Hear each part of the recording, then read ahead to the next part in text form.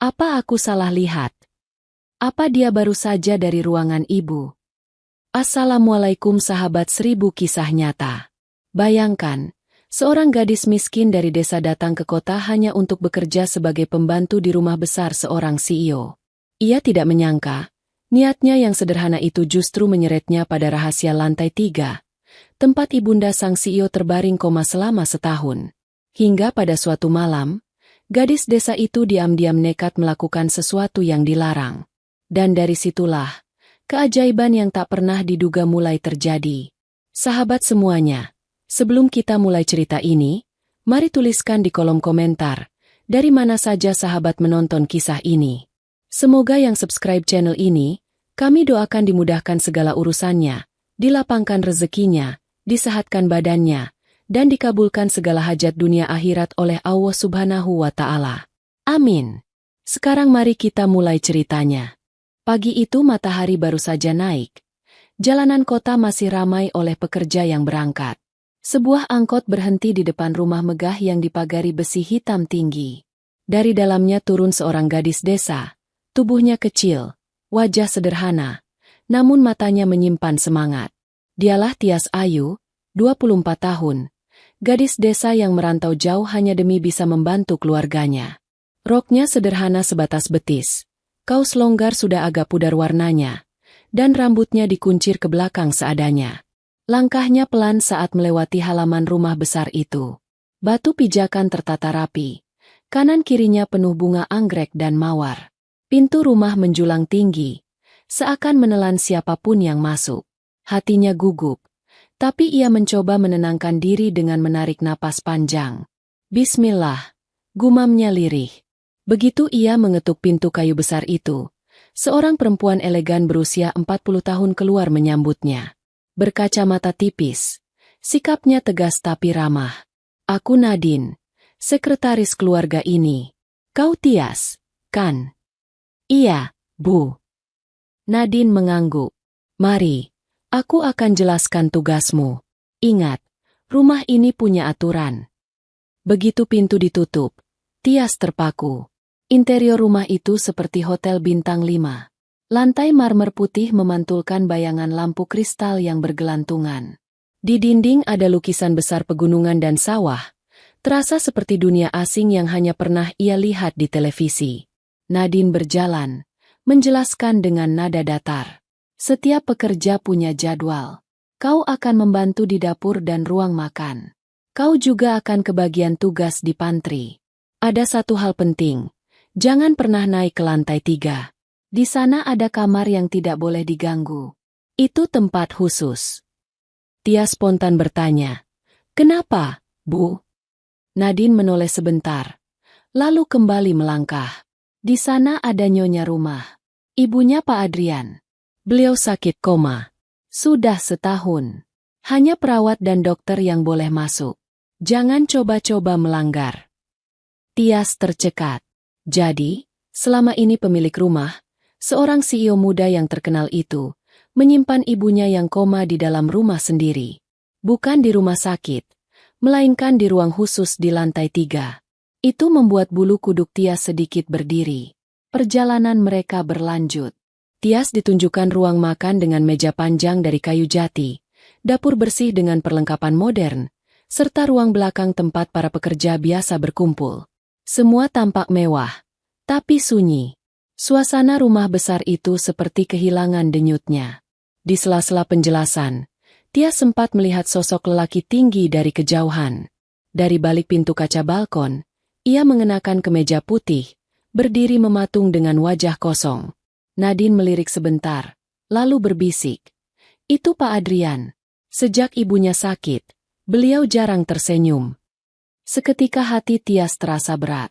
Ia membayangkan seorang anak yang setiap hari melihat ibunya terbaring tak berdaya, tanpa suara, tanpa senyum.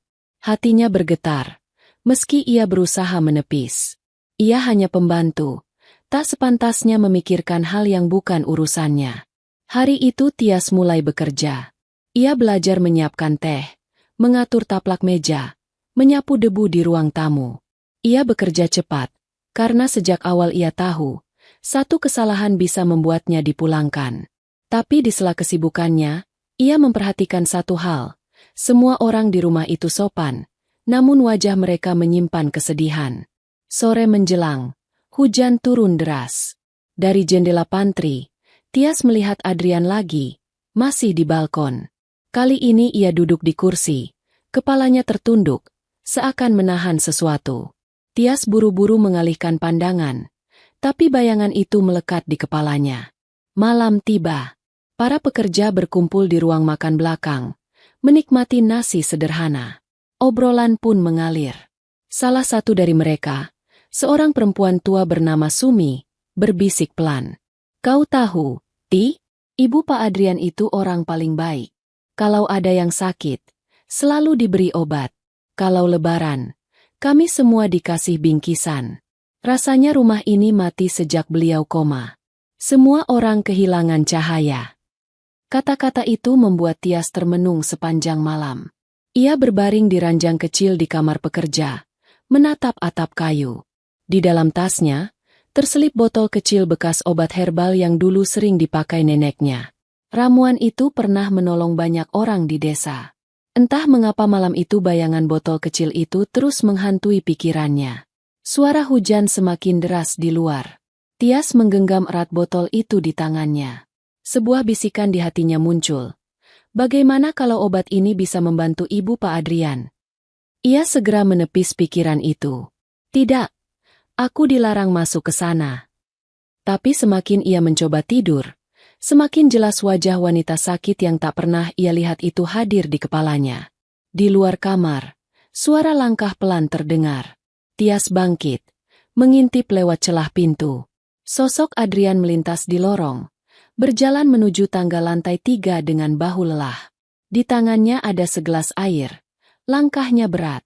Ia berhenti sebentar di depan pintu, menatap kosong, lalu menghela napas panjang sebelum akhirnya masuk ke kamar itu.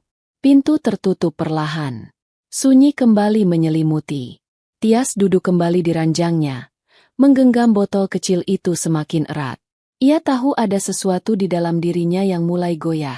Aturan jelas sudah diberikan padanya. Tapi hatinya berkata lain.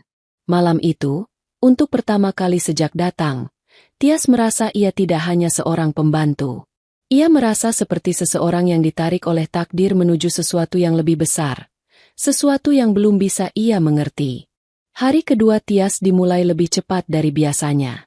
Jam baru menunjukkan pukul 5 pagi, tetapi ia sudah terjaga. Udara masih dingin menusuk. Kabut tipis masuk lewat jendela kecil kamar para pekerja. Suara ayam berkokok dari kejauhan samar bercampur dengan suara mobil-mobil yang mulai berlalu di jalan besar. Tias duduk di ranjang kayu, menggenggam botol kecil yang ia simpan di dalam tas. Benda itu seakan punya nyawa sendiri, mengusik pikirannya sejak malam tadi. "Kenapa aku terus teringat ini?" gumamnya pelan. Tangannya bergetar, seolah sedang menimbang antara berbuat atau menahan diri. Pagi itu ia bekerja seperti biasa. Menyapu lantai, mengganti taplak meja makan panjang, menyiapkan buah potong untuk sarapan. Semua berjalan lancar. Namun pikirannya tak bisa lepas dari lorong lantai 3. Saat membawa nampan berisi roti ke ruang makan, matanya sempat menangkap sosok Adrian di ujung lorong. Lelaki itu berdiri lama di depan jendela besar. Hanya menatap keluar, tubuhnya tegap tetapi wajahnya letih. Gelas kopi di tangannya sudah dingin, namun ia tak juga meneguknya. Ada sesuatu dalam sorot mata itu, penuh kehilangan. Seorang pekerja tua berbisik pada Tias saat mereka sama-sama di dapur. Pak Adrian sudah jarang tidur nyenyak. Hampir tiap malam ia menemani ibunya. Kadang sampai pagi. Kalimat itu membuat hati Tias makin berat. Baginya, rasa kasih anak pada orang tua adalah hal yang sangat suci.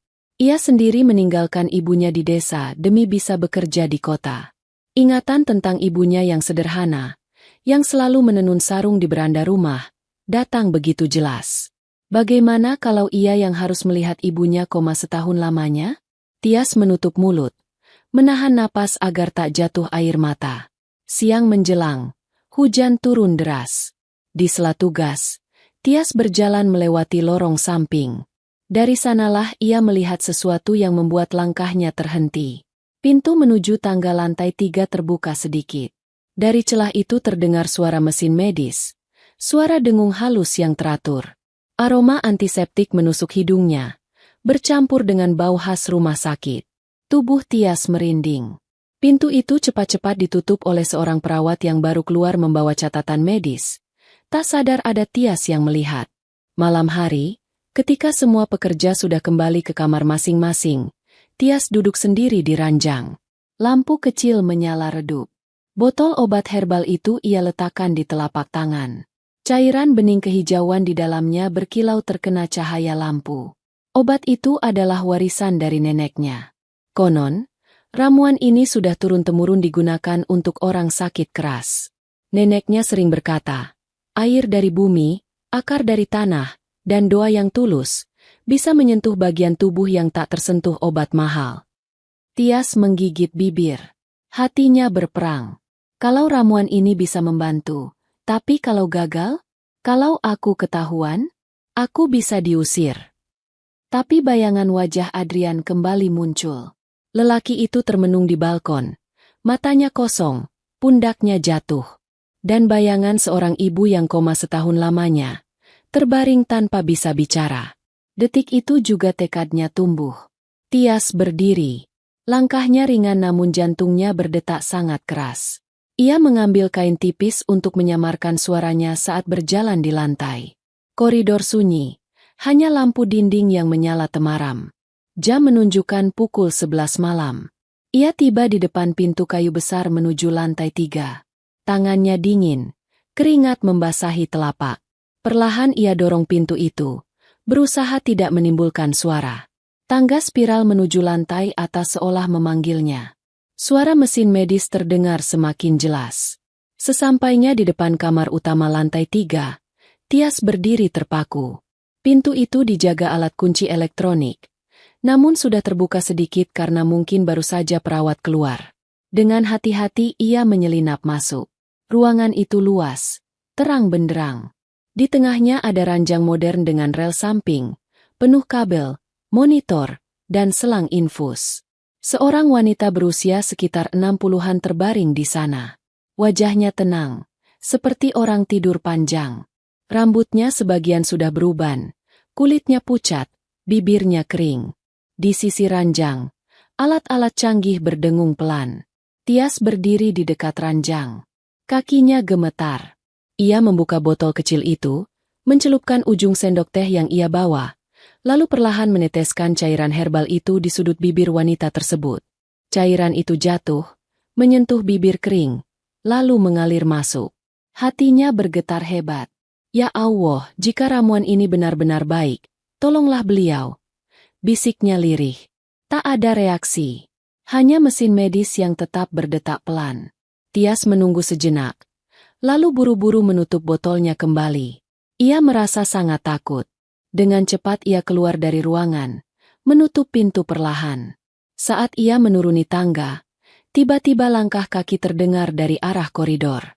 Tias menahan napas, menempel di dinding, bersembunyi di balik pilar. Dari kegelapan, tampak Adrian berjalan. Wajahnya lelah, rambutnya sedikit acak, kemeja putihnya setengah terbuka. Ia membawa segelas air mineral. Langkahnya pelan menuju kamar ibunya. Tias menunduk. Jantungnya hampir meloncat. Untunglah Adrian tidak melihatnya. Hanya terus berjalan ke kamar. Tias segera berlari kecil, menyelinap menuju lorong belakang, lalu menghilang di tikungan menuju kamar para pekerja. Malam itu ia tak bisa tidur. Rasa takut bercampur dengan rasa lega. Ia tidak tahu apa yang akan terjadi. Ia hanya berdoa agar tindakannya tidak membawa masalah. Di sisi lain, Adrian masuk ke kamar ibunya. Ia duduk di kursi dekat ranjang, memandang ibunya lama sekali. Ia menyeka sudut bibir ibunya dengan tisu, lalu menggenggam tangannya. "Bu, kapan kau bangun?" ucapnya lirih. Adrian akhirnya tertidur di sofa kecil samping ranjang. Mesin medis terus berdetak. Malam itu rumah besar itu kembali sunyi. Namun tanpa mereka sadari, sesuatu yang tak pernah diduga sedang terjadi di dalam tubuh wanita itu. Jari-jarinya yang kaku perlahan bergetar halus. Pagi itu sinar matahari menembus kaca-kaca tinggi rumah besar, memantul di lantai marmer putih hingga seluruh ruangan terasa hangat. Para pekerja sudah sibuk dengan rutinitas. Suara panci beradu di dapur, langkah-langkah kecil terdengar di koridor, dan aroma roti panggang menyebar ke seluruh rumah. Namun di lantai 3, suasana jauh lebih tegang daripada biasanya. Perawat yang bertugas malam segera berlari ke kamar utama setelah mendengar bunyi tak biasa dari mesin monitor. Ia menatap layar hijau yang menampilkan denyut jantung dengan mata membesar. Tangan wanita yang terbaring itu, yang selama setahun kaku tanpa gerakan, kini bergerak pelan. Jari-jarinya bergetar seolah mencoba meraih sesuatu. "Bu, ibu mendengar saya?" Suara perawat parau menahan haru. Ia segera menekan bel darurat yang terhubung ke ruang bawah. Bunyi alarm tipis terdengar, memanggil semua tenaga medis. Tak lama dokter pribadi keluarga datang dengan wajah tegang. Ia memeriksa pupil mata, denyut nadi, serta respon tubuh. Ada tanda-tanda kesadaran. Gumamnya, nyaris tak percaya. "Cepat siapkan alat tambahan. Kita harus pastikan." Sementara itu, Adrian yang baru saja bangun di sofa samping ranjang langsung terlonjak. Ia melihat dengan matanya sendiri. Jari ibunya bergerak pelan. Bahkan bibirnya sedikit bergetar seolah mencoba bicara. Adrian menggenggam tangan itu erat-erat. "Bu, aku di sini," ucapnya. Suaranya pecah oleh tangis. Air matanya jatuh tanpa bisa ia tahan. Seluruh ruangan penuh hiruk-pikuk. Namun di hati Adrian hanya ada satu hal. Ibunya menunjukkan kehidupan kembali. Di lantai bawah, Tias sibuk menyiapkan teh pagi bersama Mbak Sumi. Ia berusaha bekerja seolah tak terjadi apa-apa. Padahal semalaman hatinya diliputi resah. Bayangan ia menyelinap ke kamar lantai 3 masih jelas. Setiap suara langkah membuatnya takut. Setiap tatapan membuatnya was-was. Namun tiba-tiba, terdengar langkah cepat di tangga. Salah satu perawat berlari melewati ruang makan dengan wajah panik sekaligus bahagia. "Cepat panggil staf tambahan." "Ibu mulai sadar," teriaknya. Semua orang di ruangan terdiam. Nampan di tangan Tias hampir terjatuh. Matanya membesar. Napasnya tercekat. "Ibu mulai sadar?" Ulangnya pelan, memastikan ia tidak salah dengar. Para pekerja lain saling pandang, lalu bersorak kecil penuh harapan. Suasana yang biasanya suram mendadak penuh kegaduhan bahagia. Beberapa langsung menengadahkan tangan berdoa syukur. Tias berdiri kaku. Dalam dadanya, jantung berdegup semakin keras. Ia ingat jelas ramuan yang ia berikan semalam. Cairan hijau bening itu yang ia teteskan ke bibir ibu CEO. Ia tak berani menyimpulkan apa-apa. Namun hatinya bergetar hebat. Di ruang rawat lantai 3, dokter pribadi mengangguk dengan wajah takjub. "Ini luar biasa." Setelah setahun koma, ibu menunjukkan respon kesadaran. "Kita harus terus pantau, tapi ini pertanda baik." Adrian menunduk, mencium punggung tangan ibunya. "Terima kasih, Bu. Terima kasih sudah kembali." Air matanya terus mengalir. Malam-malam panjang yang ia lalui menemani ibunya, semua doa yang ia panjatkan, seakan mendapat jawaban hari ini. Ia merasa seperti melihat cahaya yang hilang kembali menembus gelap rumah besar itu. Namun di balik rasa syukur itu, ada satu bayangan yang muncul dalam pikirannya. Semalam, sebelum ia masuk kamar, ia sempat melihat sosok samar berjalan cepat di lorong. Seorang perempuan, mungkin salah satu pekerja. Adrian tidak sempat memperhatikan jelas wajahnya. Dan anehnya, saat ia masuk ke kamar, ia mendapati ada sedikit bercak cairan di sudut bibir ibunya. Waktu itu ia hanya mengira itu air liur biasa. Tapi sekarang, setelah ibunya benar-benar menunjukkan tanda kesadaran, bayangan itu kembali mengusik pikirannya. "Siapa yang kulihat semalam?" batinnya. Hari itu, suasana rumah besar berubah drastis. Semua pekerja bekerja dengan semangat. Senyum merekah di wajah yang sudah lama murung. Bahkan taman depan tampak lebih hidup, seakan ikut merayakan kabar itu. Namun Tias justru merasa semakin gelisah. Ia berusaha menutupi kegugupannya dengan bekerja lebih rajin dari biasanya. Tapi matanya selalu terarah ke arah tangga lantai 3, takut dipanggil kapan saja. Sore hari, ia bertugas membersihkan balkon barat. Dari sana ia melihat Adrian berdiri lama. Wajahnya penuh emosi. Ada rasa lega. Ada juga tanda tanya besar di matanya. Tias buru-buru menunduk. Pura-pura sibuk mengelap meja. Pak Adrian sedang bahagia sekali, ujar salah satu pekerja di samping Tias. Setahun menunggu, akhirnya ada kabar baik. Tias hanya mengangguk. Di dalam dadanya, sebuah pertanyaan berputar-putar. Apakah aku sudah melakukan hal benar? Atau justru menimbulkan masalah baru? Malam harinya, setelah semua pekerjaan selesai, Tias kembali duduk di ranjang kecilnya. Botol kecil berisi ramuan herbal itu kini sudah hampir kosong. Ia menatapnya lama sekali, lalu menyelipkannya kembali ke dalam tas. Langkah kaki terdengar di lorong. Suara Adrian berbicara dengan Nadine. Nadanya tegas namun penuh harap. Kita harus cari tahu siapa yang semalam ada di lantai 3, kata Adrian, terdengar jelas. Aku melihat seseorang, walau samar. Aku tidak bisa mengabaikannya begitu saja. Tias menutup mulut dengan tangan. Tubuhnya gemetar. Jantungnya berdetak makin cepat. Ia tahu waktunya semakin dekat. Di lantai 3, sang ibu mulai membuka mata lebih sering. Ia belum bisa bicara, tapi pandangannya mulai bergerak, mengikuti cahaya lampu. Adrian duduk di sampingnya, menggenggam tangan ibunya dengan erat. Bu, bertahanlah. Aku akan cari tahu siapa yang telah membuatmu bisa begini. Aku yakin bukan kebetulan. Sementara itu, di kamar pekerja, Tias memejamkan mata erat-erat, berdoa lirih menyebut nama Allah. Ia tak tahu apa yang akan terjadi bila rahasianya terbongkar. Tapi jauh di lubuk hatinya, ia tidak menyesal. Karena yang ia inginkan hanya satu, melihat seorang ibu bisa membuka mata kembali, walau hanya sekejap. Dan tanpa disadari, malam itu menjadi awal dari pertemuan takdir antara dua hati yang selama ini dipisahkan oleh jarak sosial dan dinding megah rumah besar itu. Keesokan paginya, suasana rumah besar itu terasa berbeda. Senyum yang biasanya jarang terlihat kini mulai kembali. Para pekerja sibuk menyiapkan bunga segar. Meja-meja dipoles lebih rapi dari biasanya. Bahkan udara di dapur pun terasa lebih ringan. Semua karena kabar Ibu Adrian yang mulai sadar. Namun di balik kegembiraan itu, ada satu hal yang membuat Tia semakin gelisah. Ucapan Adrian semalam yang ia dengar dari lorong. Ia benar-benar menyebut soal bayangan seseorang di lantai 3. Itu artinya, rahasianya bisa terbongkar kapan saja. Pagi itu, Tias ditugaskan mengantar jus segar ke taman belakang. Jalur setapak yang dilapisi batu koral putih terasa dingin oleh embun pagi.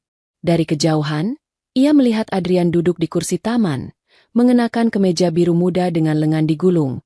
Wajahnya serius sambil membaca berkas. Sorot matanya tajam, namun ada gurat letih yang tak bisa disembunyikan. Saat Tias meletakkan nampan di meja kecil di sampingnya, Adrian mengangkat kepala. Pandangan mereka bertemu sekilas. Tias buru-buru menunduk. Terima kasih. Suara Adrian rendah. Iya, Pak, jawab Tias singkat. Lalu segera mundur. Tapi ia bisa merasakan sorot mata itu masih mengikuti langkahnya sampai ia menghilang di balik dinding. Siang harinya, Tias membantu Mbak Sumi membersihkan ruang tamu. Saat sedang menata vas bunga, ia mendengar dua pekerja lain berbisik. Pak Adrian semalam bilang dia yakin ada orang yang masuk ke lantai 3, kata seorang. Serius? Kalau ketahuan bisa bahaya. Itu kan ruang paling dijaga. Tias pura-pura sibuk, tapi telinganya panas. Jantungnya berdegup kencang. Ia berusaha tidak menunjukkan ekspresi apapun, hanya menunduk membersihkan meja kayu. Namun setiap kata itu menusuk langsung ke hatinya. Sore menjelang, Adrian kembali ke lantai 3. Di sana, ibunya kini sudah bisa membuka mata lebih lama. Matanya menatap sekitar. Kadang berkedip pelan seolah ingin mengenali ruangan. Adrian duduk di sampingnya, menggenggam tangannya erat. Bu, aku di sini, bisiknya. Hari-hari panjang itu sebentar lagi akan berakhir. Aku janji akan membuatmu kembali tersenyum. Perawat di sampingnya ikut tersenyum lega. Beliau butuh terapi panjang. Pak, Tapi ini sudah keajaiban. Adrian mengangguk. Namun di dalam pikirannya, pertanyaan besar masih menggantung. Siapa sosok yang ia lihat malam itu? Apakah benar hanya bayangan pikirannya yang lelah? Atau memang ada seseorang yang berani melanggar aturan dan masuk ke kamar ibunya? Malam itu, setelah pekerja lain sudah tertidur, Tias keluar sebentar untuk mengambil air. Lorong sepi. Hanya lampu temaram yang menyinari lantai marmer. Ia berjalan cepat. Tapi tiba-tiba langkahnya terhenti. Dari kejauhan, ia melihat Adrian berdiri di ujung lorong. Tias terkejut, hampir menjatuhkan gelas di tangannya. Adrian berdiri tegak, menatap lurus ke arahnya. Matanya tajam, seperti sedang mencari sesuatu. "Apa yang kau lakukan di sini malam-malam?" tanya Adrian. Suaranya tenang namun menusuk. Tias gemetar. Saya hanya mau ambil air, Pak." Adrian mendekat. Langkahnya pelan tapi mantap.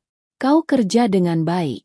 Tapi ingat, rumah ini punya aturan. Ada area yang tidak boleh dimasuki. Aku harap kau paham."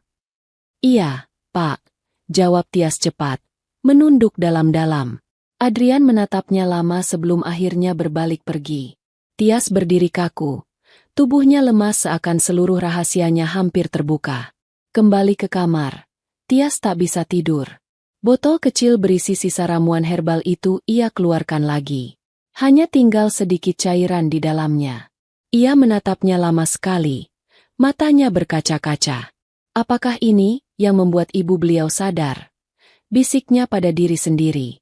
Namun di saat yang sama, bayangan wajah Adrian yang menatapnya di lorong tadi membuat tubuhnya semakin gemetar. Ia tahu cepat atau lambat, kebenaran akan terbongkar. Sementara itu, di balkon rumah besar, Adrian berdiri sendiri memandangi langit malam. Tangannya bersedekap. Matanya tajam menatap bintang. "Aku yakin aku tidak salah lihat," gumamnya pelan. "Seseorang masuk ke kamar ibu malam itu. Siapapun dia, aku harus tahu alasannya." Angin malam berhembus, membawa dingin yang menusuk. Namun tekad di hati Adrian semakin membara. Dan di kamar kecil pekerja, Tias menggenggam botol ramuan itu erat-erat. Ia menutup matanya, berdoa lirih pada Allah agar rahasianya tetap tersimpan. Tapi di lubuk hatinya, ia merasa langkah takdir sudah semakin dekat. Malam itu rumah besar itu kembali sunyi. Namun dua hati, yang berada di dunia berbeda, mulai semakin terikat oleh satu rahasia yang sama. Pagi itu udara terasa segar. Burung-burung kecil hinggap di pagar besi rumah besar, menyanyikan kicau riang seolah ikut merayakan kabar baik tentang Ibu Adrian yang mulai sadar. Para pekerja bergerak lebih bersemangat, seakan beban setahun terakhir berkurang. Namun bagi Tias, setiap detik justru terasa berat. Semakin hari ia semakin takut rahasia yang ia sembunyikan terbongkar. Senyum pekerja lain hanya membuat hatinya makin bergetar. Sebab ia tahu, semua kebahagiaan itu bisa saja berubah menjadi bencana bila orang-orang tahu dialah yang diam-diam masuk ke kamar lantai 3. Tugas pagi Tias adalah membersihkan ruang keluarga. Ia membawa ember kecil berisi air hangat dan kain lap bersih. Saat sedang mengelap meja, pintu terbuka. Nadine, sekretaris keluarga, masuk dengan map di tangannya. Pandangannya tajam namun tetap tenang. "Tias, ada yang ingin aku tanyakan," ucapnya tiba-tiba. Tias menoleh kaget, hampir menjatuhkan lap dari tangannya. Iya, Bu." Nadine berjalan mendekat. Beberapa hari lalu, salah satu perawat bilang pintu menuju tangga lantai 3 sempat terbuka. "Kau tahu soal itu?"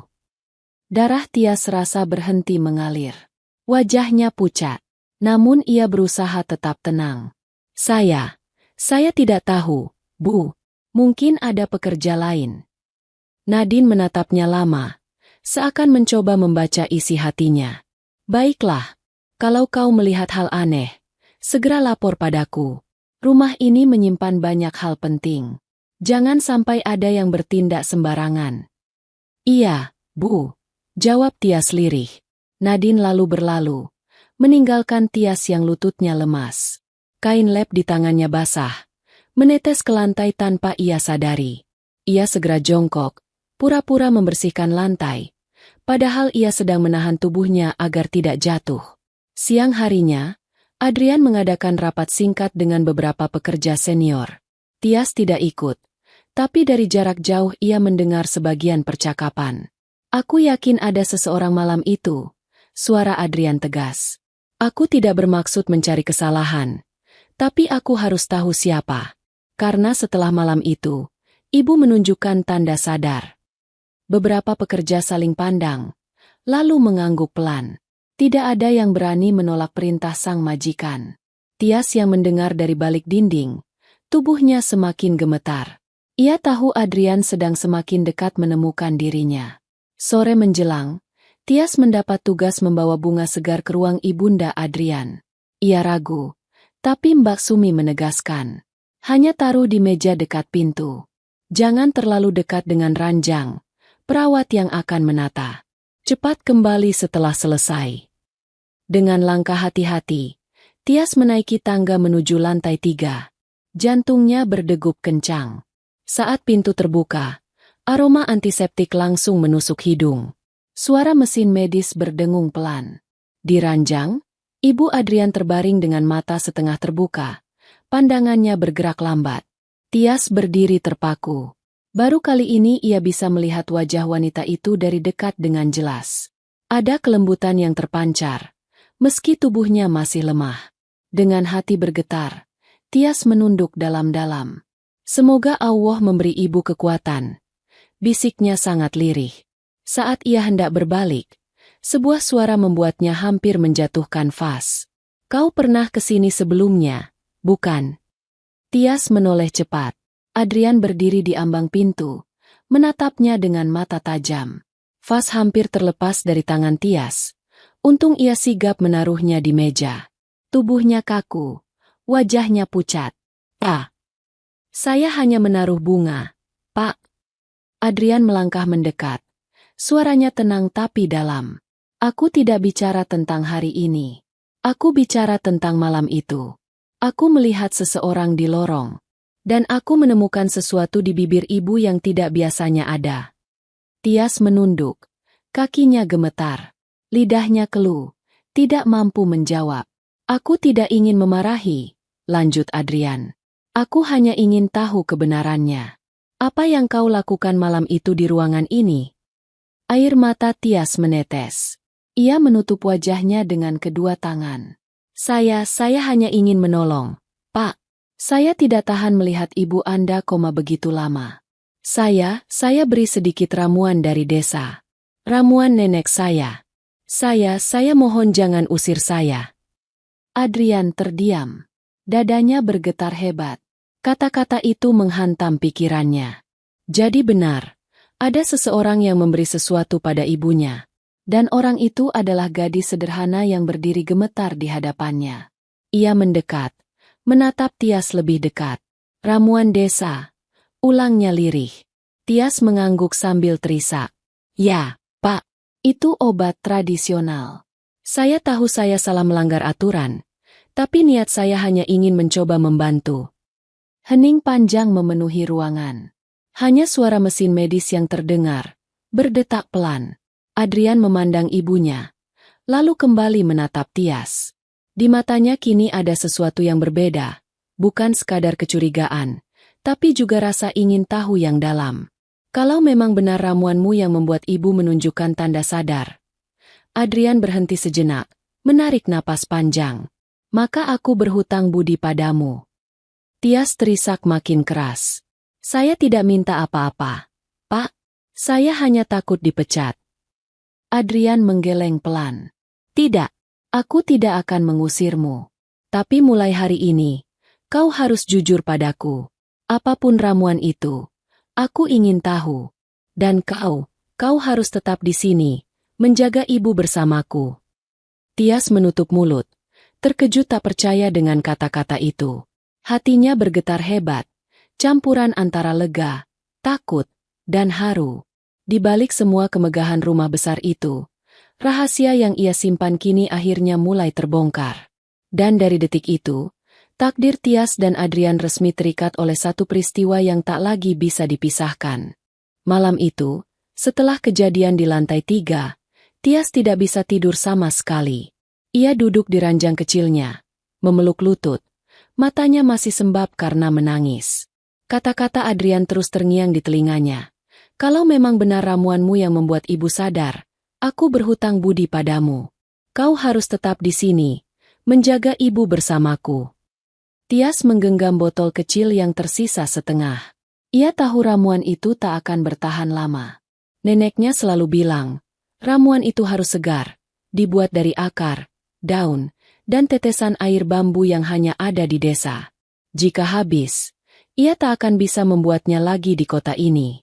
Apakah aku sudah benar, Nek? Bisiknya dalam hati. Kalau benar ramuan ini yang menolong ibu beliau, berarti Allah menunjukkan jalan. Tapi, aku takut. Nek, aku takut tidak bisa melanjutkan. Udara malam terasa dingin. Dari jendela kecil, Tias melihat cahaya lampu balkon. Sosok Adrian berdiri di sana, menatap jauh ke langit malam. Bahunya tegap, tapi dari jauh Tias bisa merasakan kesepiannya. Pagi berikutnya, suasana rumah besar itu penuh kehidupan. Ibu Adrian sudah bisa membuka mata lebih lebar, meski masih lemah. Perawat dan dokter menyebut ini sebagai keajaiban. Semua pekerja rumah menyambut kabar itu dengan senyum lega.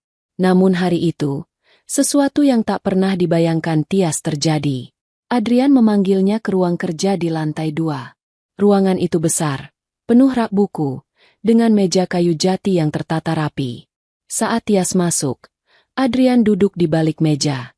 Matanya tajam namun tidak keras. Ada kelembutan yang samar. Duduklah, ucapnya singkat.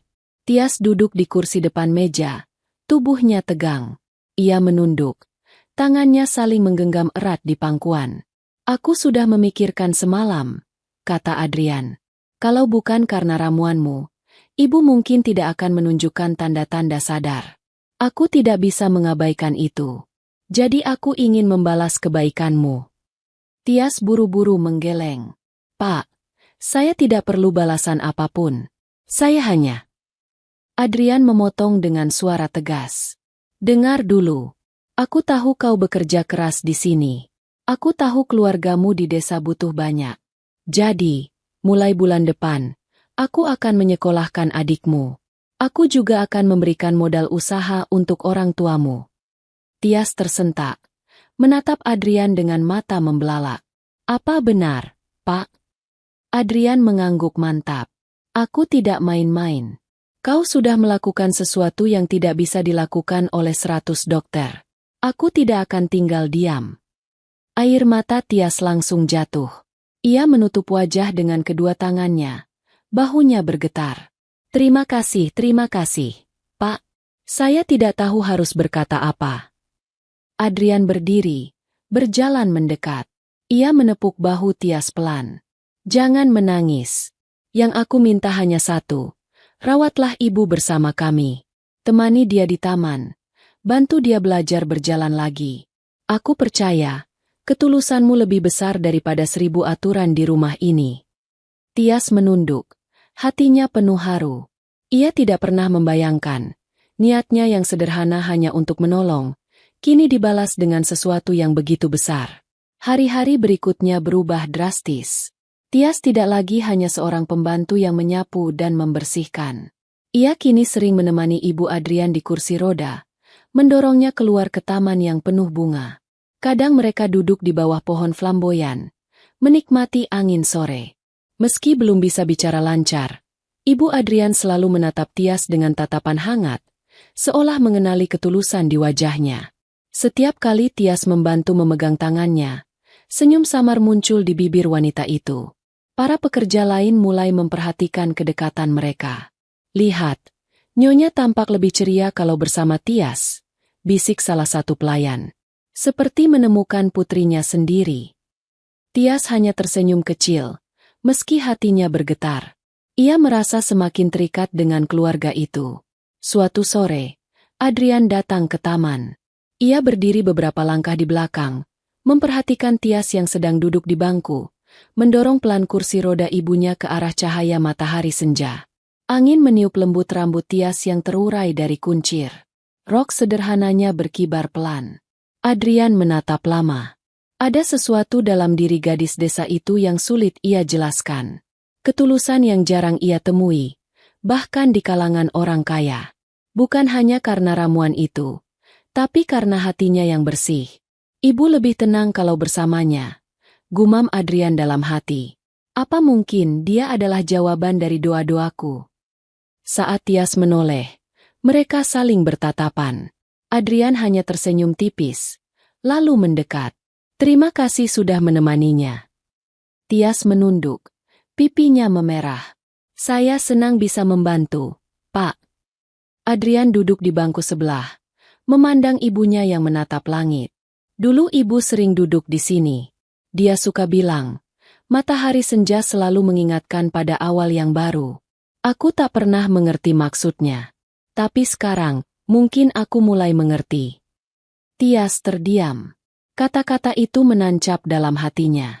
Ia menatap Adrian, lalu kembali menunduk.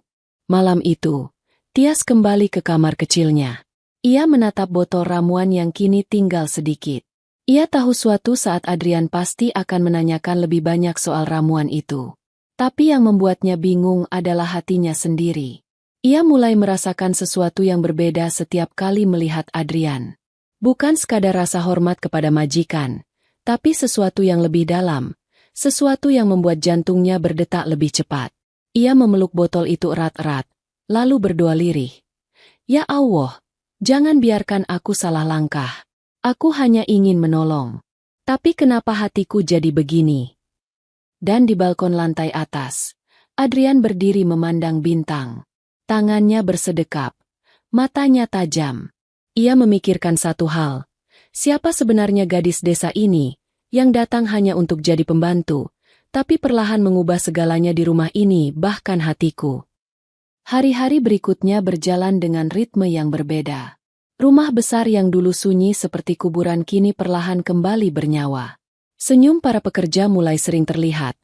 Tawa kecil kadang terdengar di dapur. Bahkan langkah-langkah kaki terasa lebih ringan. Semua itu berawal sejak Ibu Adrian mulai menunjukkan kesadaran. Dan di balik semua itu, ada Tias yang kini tak lagi sekadar pembantu.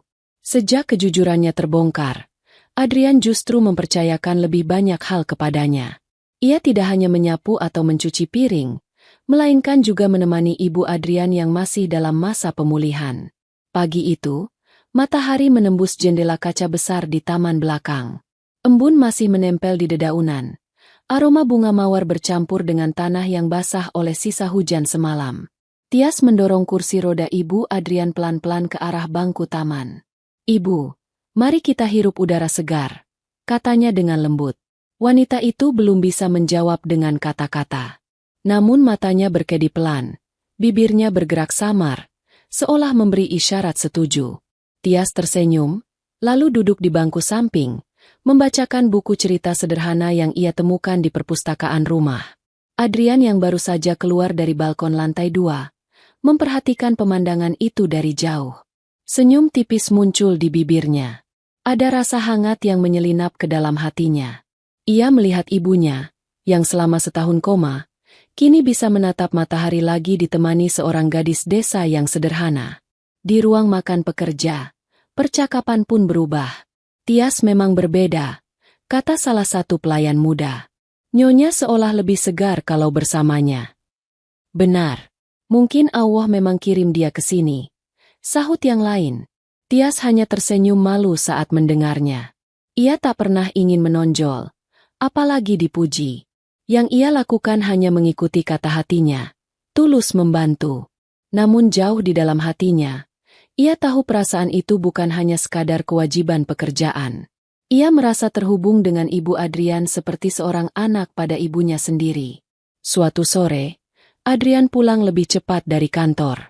Ia meletakkan jasnya di kursi, lalu berjalan ke taman. Tias sedang mengajari ibunya menggerakkan tangan dengan perlahan, memegang bola kecil berwarna merah. Bagus, Bu.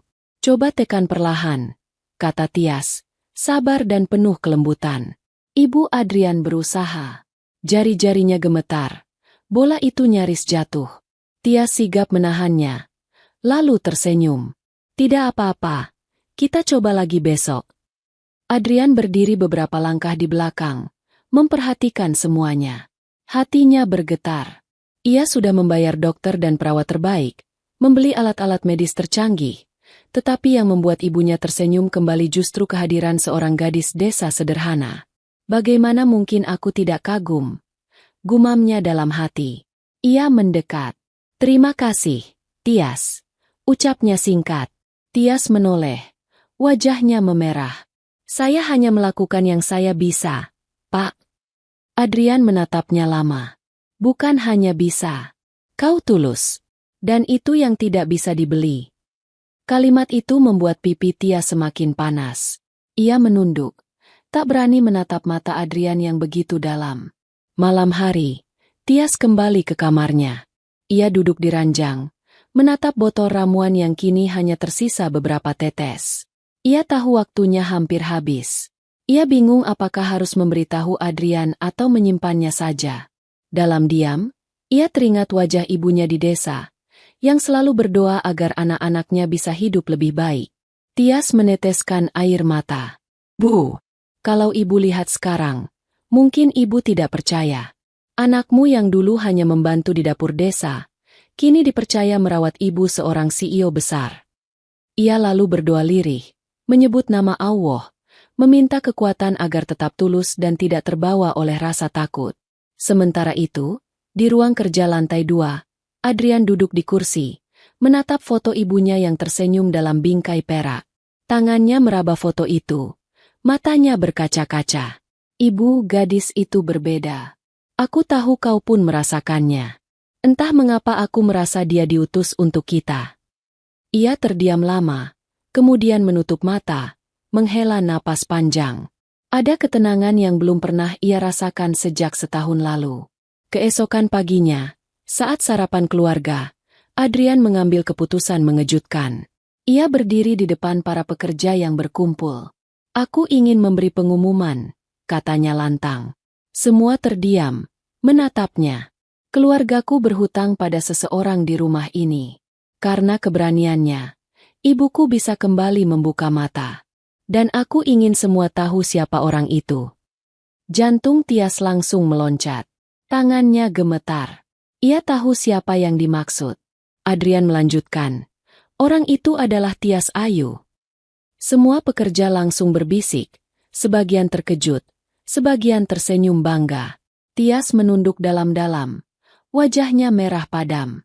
Adrian menatapnya lama, lalu berkata, mulai hari ini, Tias tidak hanya pekerja di rumah ini. Ia adalah pendamping resmi untuk ibuku, dan aku ingin semua menghormatinya. Kata-kata itu membuat seluruh ruangan terdiam, lalu perlahan terdengar tepuk tangan kecil. Tias hampir menangis. Ia tak pernah membayangkan hal sebesar ini akan terjadi dalam hidupnya. Hari itu menjadi awal baru. Tias kini berjalan di sisi ibu Adrian, bukan lagi sekadar pembantu yang menunduk di sudut ruangan. Para pekerja menyapanya dengan hormat. Bahkan Nadine pun tersenyum padanya, walau tipis. Namun di balik semua kebahagiaan itu, ada satu hal yang terus membuat hati Tias bergetar. Tatapan Adrian yang kini semakin sering menemuinya, bukan dengan kecurigaan, melainkan dengan kekaguman. Dan di hati Tias sendiri, sebuah cahaya baru mulai tumbuh. Cahaya yang ia coba sembunyikan, tapi semakin hari semakin sulit dipadamkan. Hari-hari berlalu dengan cepat. Sejak Adrian mengumumkan di hadapan semua pekerja bahwa Tias adalah orang yang berjasa membangunkan ibunya dari koma, suasana rumah besar itu benar-benar berubah. Semua orang yang dulu hanya melihat Tias sebagai pembantu desa kini menaruh hormat padanya. Tias sendiri masih merasa canggung. Setiap kali ada pekerja lain menyapanya dengan senyum lebih hangat, ia selalu menunduk, malu. Aku tetap orang biasa, bisiknya pada diri sendiri. Aku hanya ingin membantu. Namun, di balik semua itu, ada sesuatu yang tidak bisa ia pungkiri.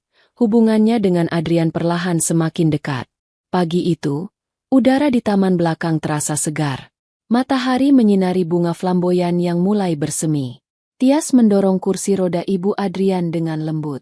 Wanita itu sudah bisa menggerakkan tangan lebih baik, meski masih harus dibantu.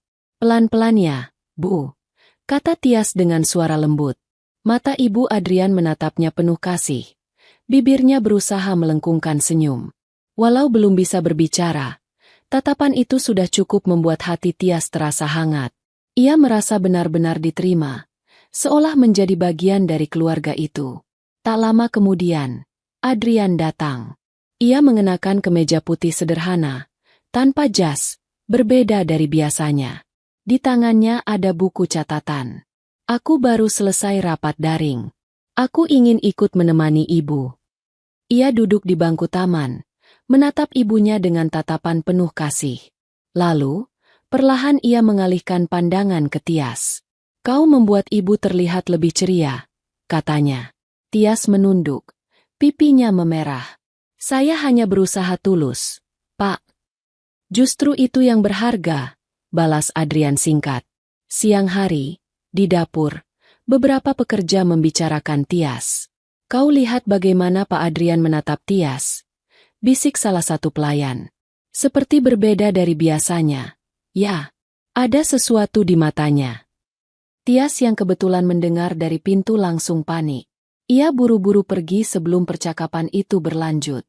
Hatinya berdebar keras. Tidak, Jan. Aku tidak boleh berharap terlalu jauh, gumamnya. Tapi semakin ia menolak, semakin dalam perasaan itu tumbuh. Malam harinya, Tias diminta Adrian untuk menemaninya di ruang kerja. Awalnya ia bingung, tapi Nadine yang menyampaikan pesan berkata, Pak Adrian ingin membicarakan soal ibunya. Pergilah. Ruang kerja itu tenang, lampu meja menyala redup, buku-buku memenuhi rak. Adrian duduk sambil menulis sesuatu, lalu meletakkan penanya saat Tias masuk. Duduklah, katanya. Tias duduk perlahan. Ada yang bisa saya bantu, Pak? Adrian menatapnya lama. Aku ingin berterima kasih sekali lagi. Bukan hanya karena ramuan itu, tapi karena ketulusanmu menjaga ibu. Bahkan dokter pribadi bilang, pemulihan ibu lebih cepat karena kau selalu membuatnya merasa bahagia. Tias menunduk, hatinya bergetar. Saya hanya melakukan yang seharusnya, Pak. Adrian bersandar, menatapnya lebih dalam. Kau sadar tidak, sejak kau datang, rumah ini berubah? Dulu rumah ini sunyi, gelap. Tapi kini, aku bisa tertawa lagi. Itu semua karena kau, Tias. Kata-kata itu menghantam hati Tias. Ia tidak tahu harus menjawab apa. Ia hanya bisa menggenggam erat ujung rok sederhananya, mencoba menahan perasaan yang meledak di dalam dadanya. Beberapa hari berikutnya, kedekatan itu semakin nyata. Adrian sering ikut ke taman saat Tias menemani ibunya. Kadang ia diam-diam memperhatikan Tias dari jauh, memperhatikan bagaimana gadis desa itu selalu sabar, selalu tersenyum, selalu lembut. Ibu Adrian pun makin menunjukkan rasa suka padanya. Tangannya sering menggenggam tangan Tias erat-erat, seakan tak ingin dilepaskan. Bahkan suatu sore, saat Adrian datang, ibunya mengangkat tangan lemah dan menunjuk Tias sambil tersenyum.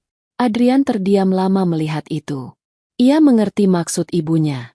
Namun tidak semua orang senang. Nadine, yang sudah lama mengurus rumah itu, mulai merasakan sesuatu yang mengganjal. Ia melihat perubahan tatapan Adrian kepada Tias, dan dalam hatinya muncul kecemasan. Suatu sore, ia mendekati Tias di dapur. Tias, boleh aku bicara sebentar? Tias mengangguk sopan. Nadine menatapnya tajam. Kau tahu, kau memang berjasa. Tapi jangan pernah lupa dirimu siapa. Kau hanya pembantu. Jangan terlalu dekat dengan tuan muda. Kata-kata itu menusuk hati Tias. Ia terdiam. Wajahnya memerah menahan perasaan. Setelah Nadine pergi, ia duduk sendiri di bangku kayu dapur. Air matanya jatuh tanpa ia sadari. Benar, aku siapa? Bisiknya. Aku hanya pembantu desa. Aku tidak pantas berharap apapun. Malam itu, Tias tidak bisa tidur. Ia keluar ke halaman belakang, menatap langit penuh bintang. Angin malam membawa kesejukan, tapi hatinya terasa panas oleh luka kata-kata Nadine. Namun tiba-tiba, suara langkah terdengar. Adrian muncul dari arah balkon, berjalan mendekat. Kau belum tidur? Tanyanya. Tias buru-buru mengusap air mata.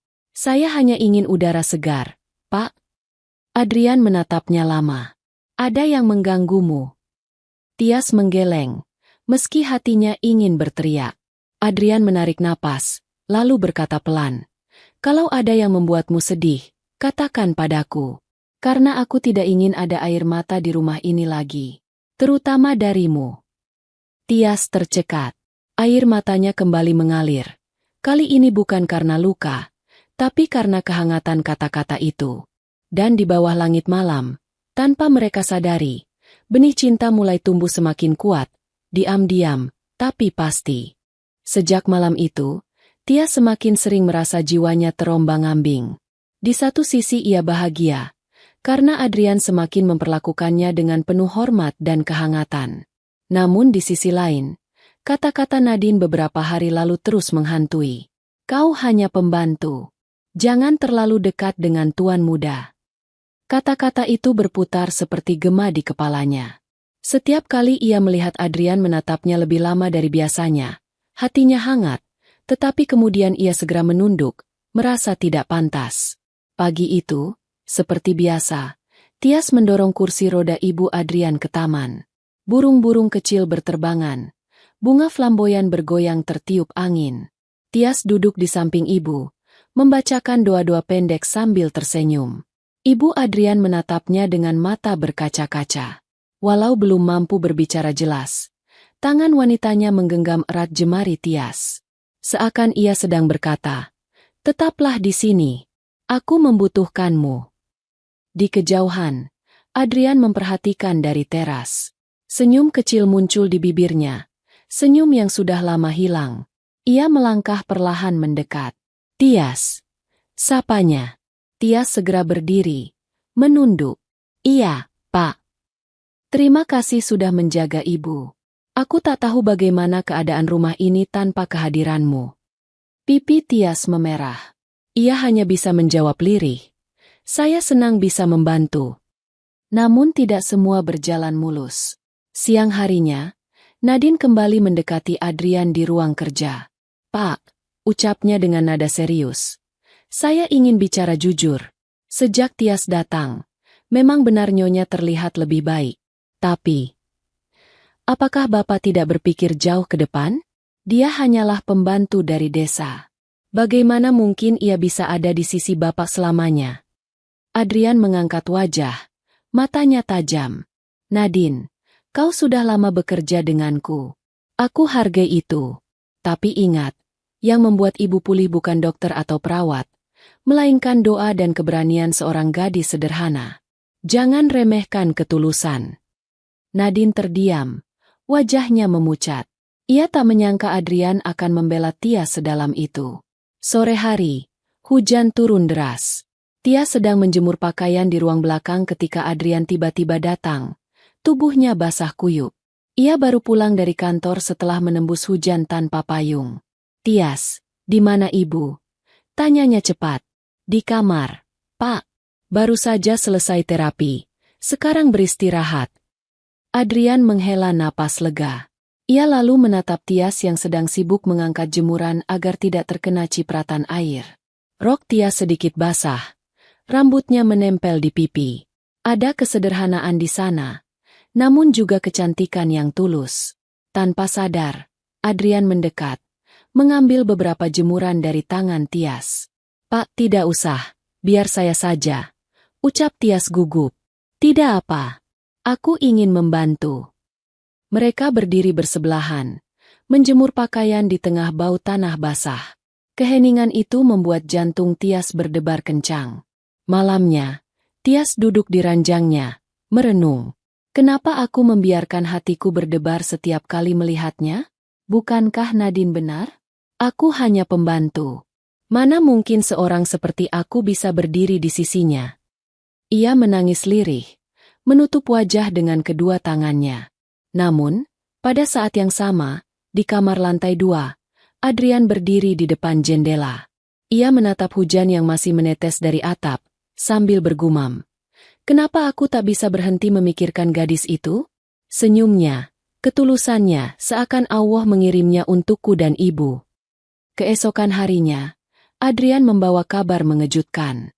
Di ruang tengah, ia memanggil semua pekerja. Aku akan mengadakan acara kecil besok untuk merayakan pemulihan ibu. Hanya keluarga dekat dan beberapa sahabat yang datang.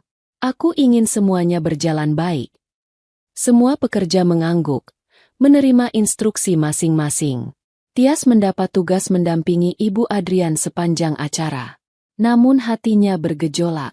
Acara keluarga besar? Itu artinya aku akan terlihat di depan orang-orang kaya, kerabat, dan sahabat Adrian. Bagaimana jika mereka menertawakanku? Bagaimana jika mereka menganggapku hina karena hanya seorang pembantu desa? Malam menjelang acara, Tias duduk termenung di ranjangnya. Mbak Sumi masuk, membawa secangkir teh hangat. Kau kenapa, nak? Wajahmu pucat sekali. Tias tersenyum hambar. Mbak, aku takut. Besok aku harus mendampingi ibu di depan tamu-tamu besar. Bagaimana kalau mereka menghinaku? Mbak Sumi menepuk bahunya lembut. Dengar, Tias. Orang baik tak akan menilai dari bajumu atau asalmu. Lihatlah tuan muda. Ia percaya padamu. Bahkan nyonya pun begitu. Itu lebih dari cukup. Jangan biarkan orang lain membuatmu kecil. Air mata Tias menetes. Ia mengangguk pelan. Terima kasih, Mbak. Malam itu, Tias berdoa lirih menyebut nama Allah. Ia meminta kekuatan untuk menghadapi apapun yang terjadi esok hari. Dan di kamar sebelah, Adrian duduk di kursi, menatap kalender di mejanya. Acara esok bukan sekadar syukuran. Bagi Adrian, itu juga ujian. Ia ingin menunjukkan pada semua orang betapa berharganya gadis desa yang telah mengubah hidupnya. Besok, aku akan tunjukkan pada mereka. Gumamnya. Aku tidak peduli lagi siapa Tias. Aku hanya tahu, dia berbeda. Pagi itu rumah besar keluarga Wijaya tampak jauh lebih ramai dari biasanya.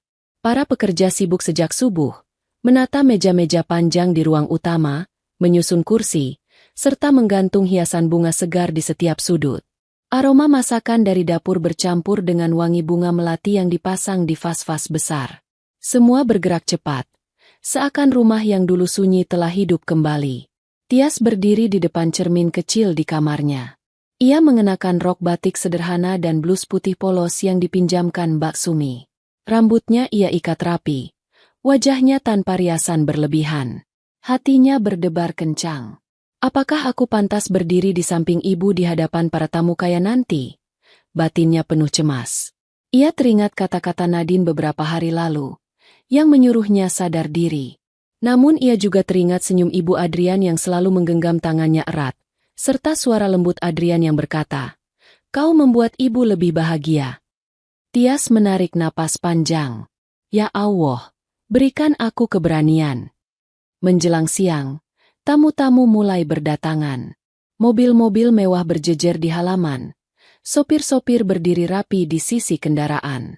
Pria-pria bersetelan jas elegan dan wanita-wanita bergaun mahal turun dari mobil. Masuk rumah besar itu dengan senyum penuh wibawa. Adrian menyambut mereka dengan ramah, berjabat tangan, memberi salam hangat. Namun matanya beberapa kali melirik ke arah tangga, memastikan ibunya siap didampingi. Dan akhirnya, pintu kamar ibu terbuka. Tias muncul, mendorong kursi roda pelan. Di kursi itu, Ibu Adrian duduk dengan tenang, mengenakan kebaya hijau muda yang dipakaikan perawat. Meski tubuhnya masih lemah, matanya berbinar, bibirnya membentuk senyum samar. Seisi ruangan terdiam sejenak, lalu terdengar tepuk tangan kecil. Banyak tamu terkejut sekaligus haru melihat wanita yang selama setahun kini hadir di hadapan mereka. Puji syukur pada Allah, ucap salah satu tamu.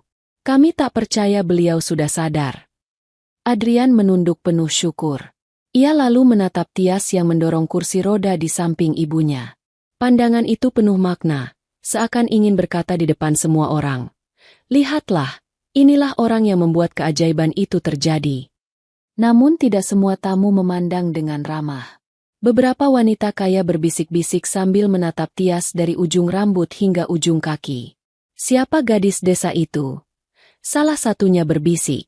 Masa seorang pembantu berdiri di samping nyonya besar? Tidak pantas. Bisikan itu sampai ke telinga Tias. Ia menunduk, menahan perih di dadanya.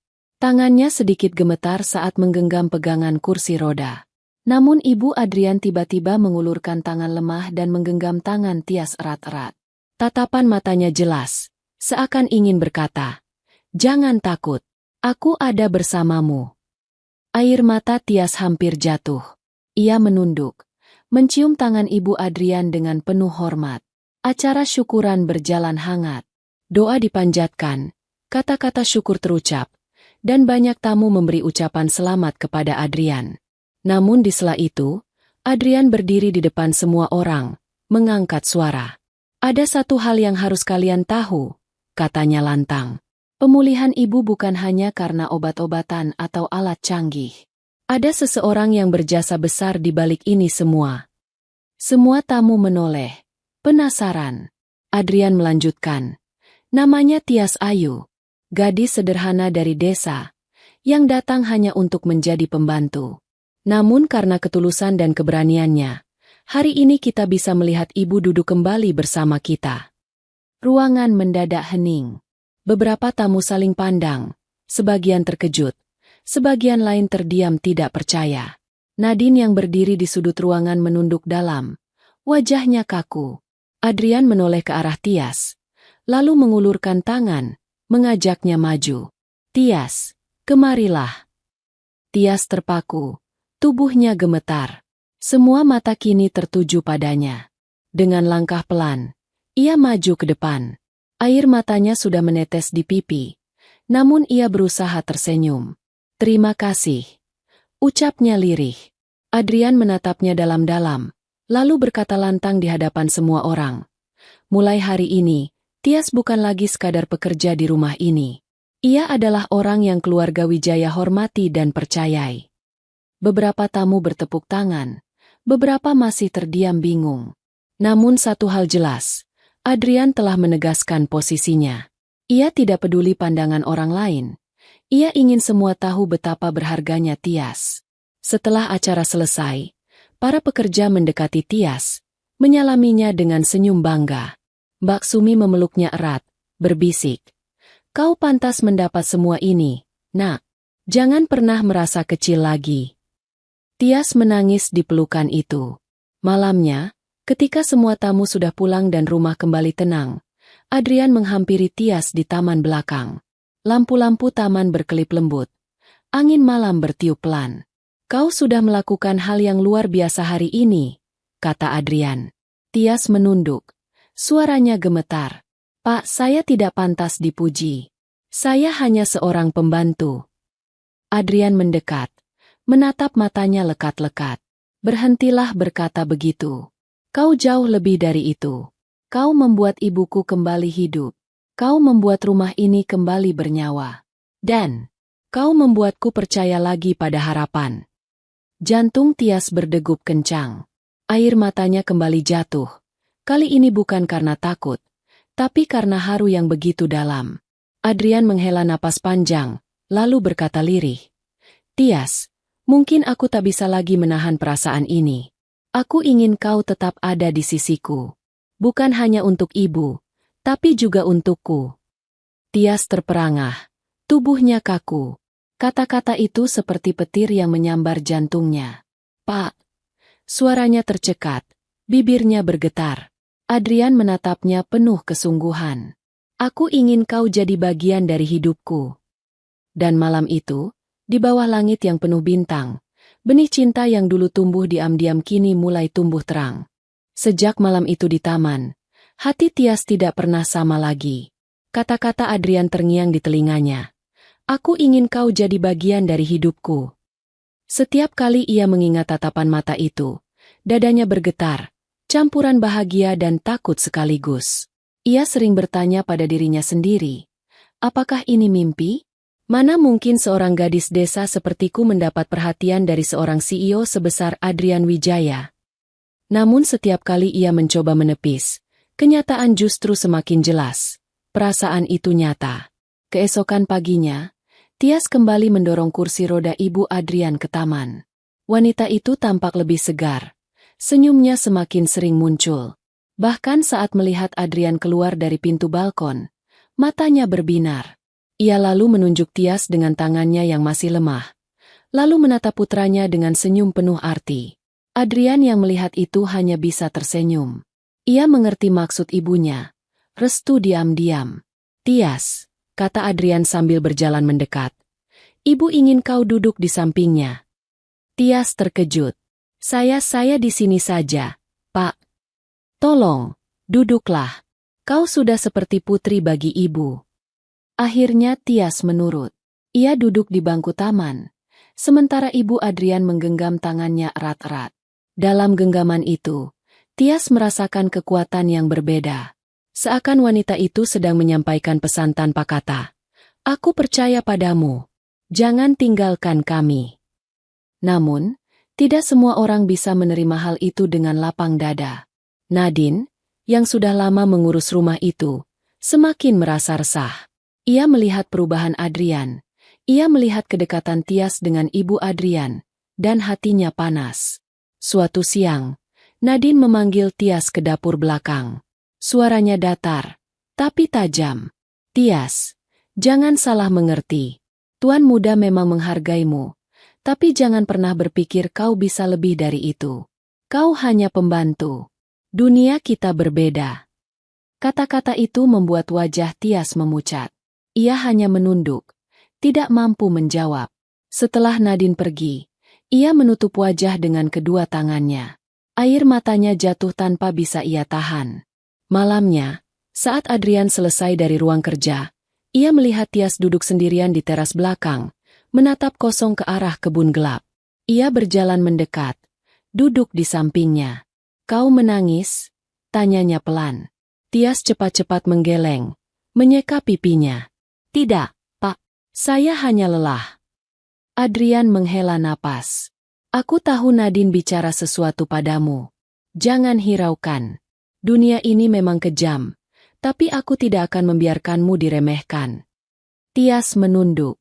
Pak, saya tidak ingin jadi masalah di rumah ini. Saya hanya ingin membantu ibu. Adrian menatapnya serius. Kau bukan masalah. Kau adalah alasan rumah ini kembali punya cahaya. Jangan pernah ragu tentang itu. Mata Tias berkaca-kaca. Ia ingin percaya, tapi luka kata-kata Nadine masih menancap di hatinya. Hari-hari berikutnya, semakin sering Adrian menunjukkan perhatiannya. Ia selalu menyempatkan diri untuk berbicara dengan Tias, menanyakan kabarnya. Bahkan kadang membantunya saat mengurus ibunya. Pada suatu sore yang tenang, ketika matahari mulai turun, Adrian mendekati Tias di taman. Aku sudah lama ingin mengatakan ini dengan jelas, katanya. Tias menatapnya dengan gugup. Apa, Pak? Adrian menatap dalam ke matanya.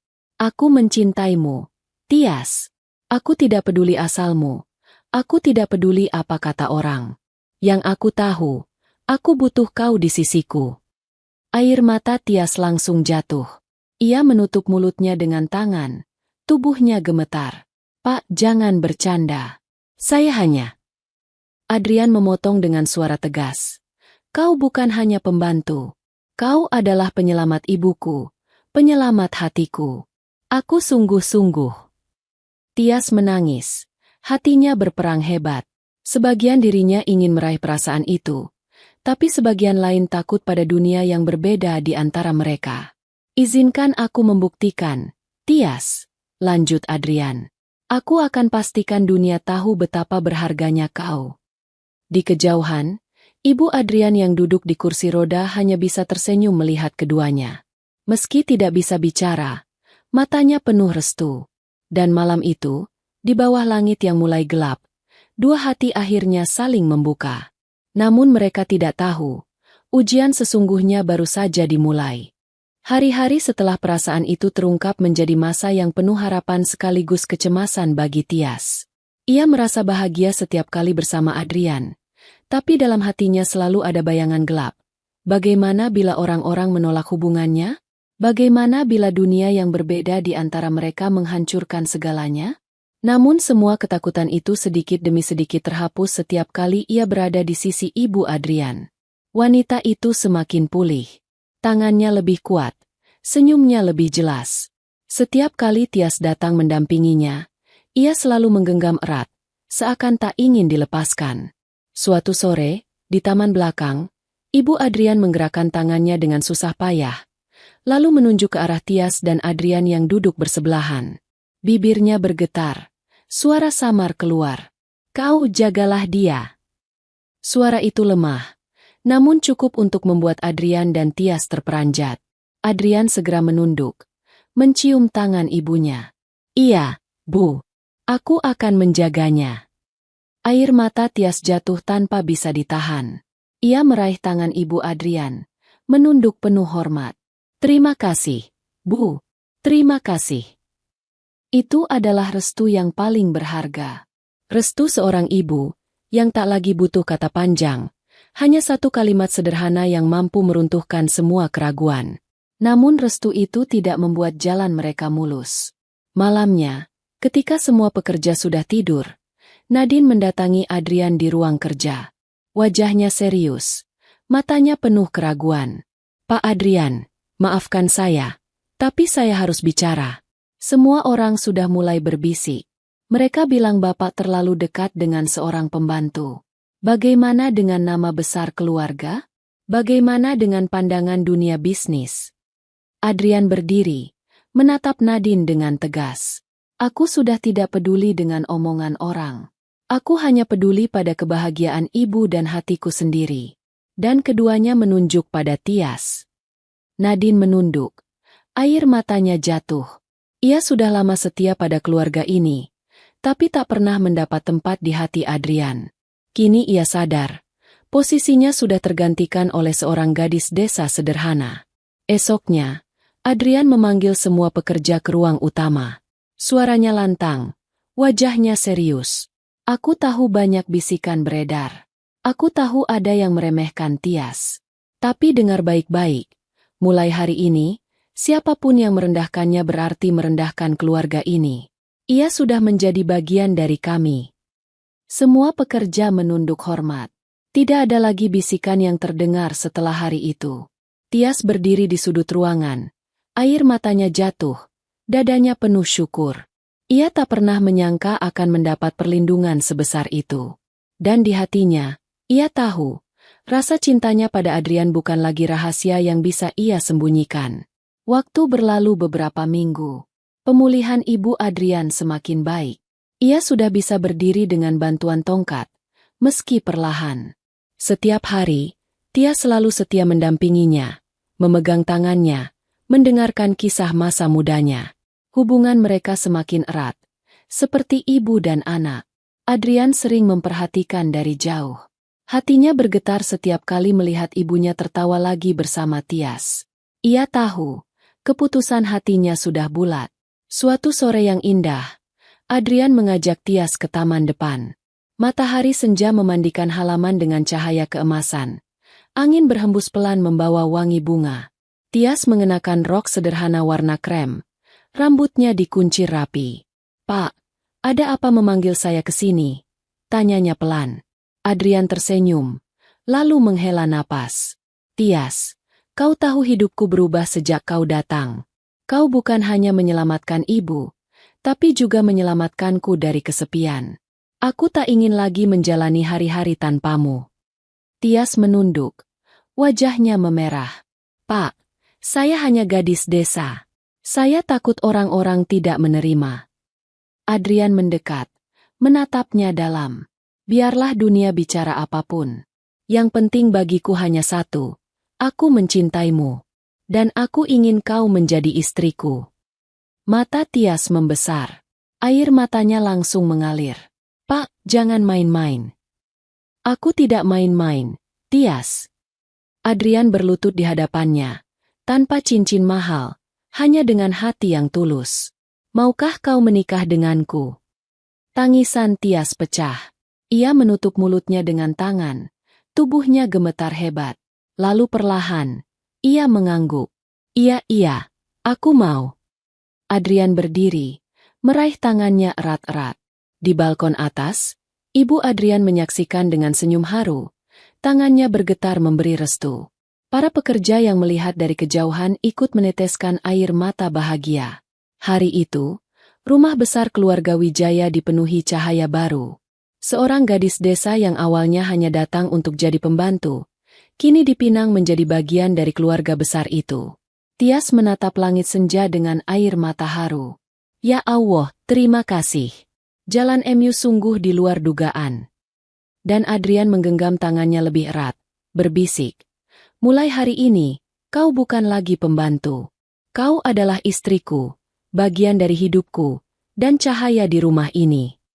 Sahabat semuanya, kita telah mengikuti kisah Tias Ayu, gadis desa sederhana yang hanya berniat menjadi pembantu di rumah besar seorang CEO. Tak ada yang menyangka, dari tangan dan ketulusannya, ibunda sang CEO yang sudah setahun koma akhirnya membuka mata kembali. Perjalanan Tias penuh ujian. Ia dihantui rasa takut, dibisikkan kata-kata merendahkan, bahkan dianggap tidak pantas berada di sisi orang-orang terpandang. Namun semua itu ia jawab dengan kesabaran dan keikhlasan. Ia tetap setia menemani ibunda Adrian, hingga cintanya berbalas dengan restu seorang ibu. Dan akhirnya, sesuatu yang mustahil di mata manusia terjadi. Tias yang dulu hanya pembantu desa, dipinang oleh Adrian, sang CEO, untuk menjadi istri sekaligus cahaya baru di rumah itu. Inilah bukti bahwa ketulusan hati tidak bisa dibeli oleh harta, dan bahwa Allah selalu punya cara mengangkat derajat hambanya yang ikhlas. Hikmah yang bisa kita petik, bahwa seringkali niat baik yang sederhana mampu membuka pintu keajaiban.